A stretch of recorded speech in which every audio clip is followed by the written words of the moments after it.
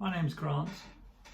I'm normally a very active 61-year-old sports person in my leisure time, and I run an engineering company in my normal daytime. The COVID-19 outbreak has caused me to work from home, and one of those days working from home, my wife called my local GP so that I could describe to the GP what my problem was. And my problem was that I detected a lump above my hip line and below my ribs, and I had no idea of what that lump was, only thinking it may be perhaps digestional. The conversation with the GP led her to decide that she needed to refer me for an ultrasound appointment at the local hospital, which I did attend. And on the day of attendance, the ultrasound specialist did identify indeed a lump and organised for the same day for me to have a CT scan.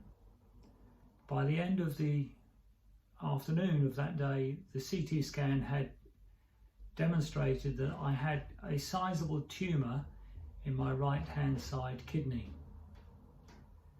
I had no particular counselling or correspondence with anybody other than the mechanical understanding that I had a tumour. Naturally, I was concerned, looked on the internet for the NHS websites and understood that the tumour was going to be a cancer, and there were three types. The most common one, a clear cell cancer, and therefore it's likely that that would be what I would have. In addition to that news, I had no other information other than to come away from the hospital expecting somebody to be in touch with me and tell me what would happen next. I had a follow-up appointment a couple of days later where I did speak to the urologist, who explained that in fact the CT scan had confirmed the tumour as a 9 centimetre tumour, and in addition to that tumour was a small nodule about 6 millimetres size in my right lung. So the kidney tumour was a concern, but I know that people live with one kidney. The lung concern was quite significant because I don't know that many people survive lung cancer. So I came away from the hospital knowing that the multidisciplinary team would look at my results of my scan and determine what course of action was necessary. I had a follow-up conversation with a consultant via video who explained to me that the multidisciplinary team had met.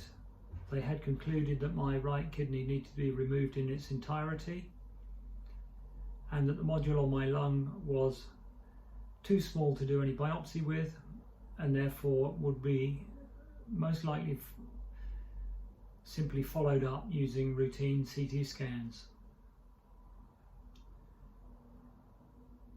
As a result of the conversation with that consultant, and the particular words he used was that there was no convincing evidence of cancer spread.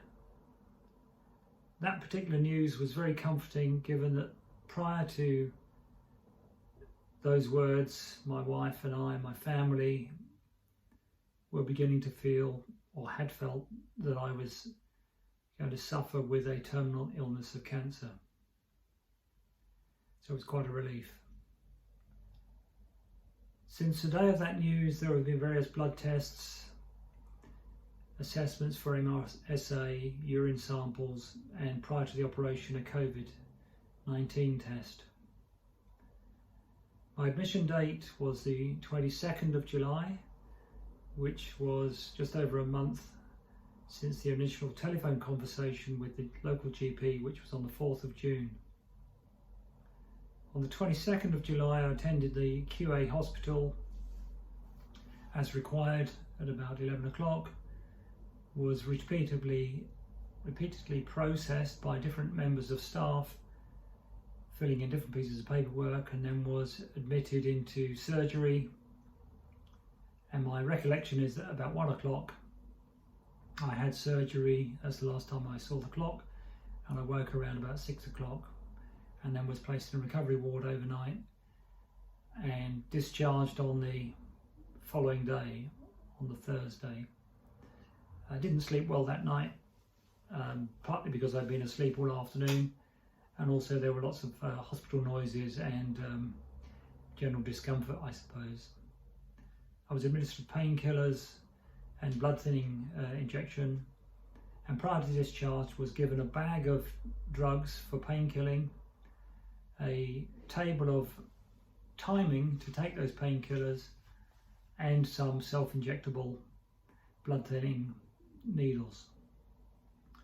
I've administered all those drugs to myself in the first week of recovery and continue to administer the blood thinning drug.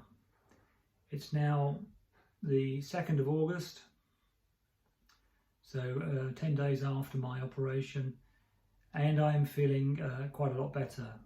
My major challenge has been bowel movement as a result of the constipation caused by all the drugs, and I have had throughout the rehabilitation period a specified lactulose enabler to assist me with bowel movement. The absence of function there and the amount of gas trapped in your body has been really quite uncomfortable, made sleeping difficulty, making physical movement difficulty, and has posed the greatest challenge to me since the operation. I'm now mobile. I can walk for about 30 minutes, and I will just reveal the scar area. The main area of my physical damage to my body was around here where the kidney's been removed. The other marks on my back are fairly insignificant and not caused me any concern.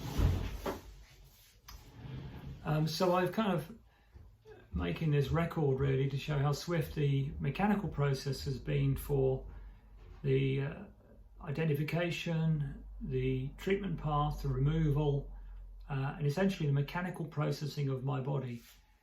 The greatest additional benefit could be a little bit more in touch as far as how am I doing afterwards, and some guidance on the best methodology to avoid the extreme levels of constipation and gas that I've endured over this past 10 days. It's really been quite uncomfortable, and if I'd been aware of enhancing the laxative supports such I'm doing now with a Laxido product, then I think my period of post-operation could have been a smoother recovery. Some of the other challenges I've faced have been associated with the physical movement of getting into and out of bed. The first night in particular took me about 30 minutes to manipulate myself into a sleeping position, and then similarly an amount of time to get out of bed. It's quite difficult when your bed has no rails, there aren't things to grab and hold on to, and you've got nobody who's suitably available to help lift you or pull you or help you pull.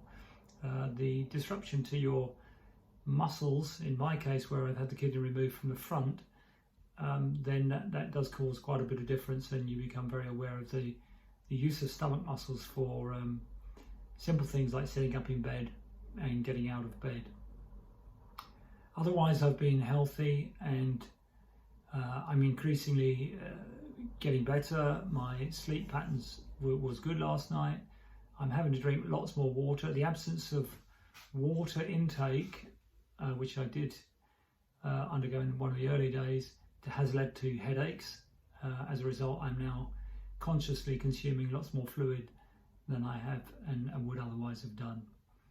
So I would hope that this summary gives any kind of confidence to anybody finding themselves in the same circumstances that I might be, with a shock need to have a kidney removed, that perhaps 6 weeks after the identification, or 8 weeks or so after the identification, I'm now on a recovery path. I have a sick note for a few more weeks yet, and it will take me some time to get back to my sporting leisure activities.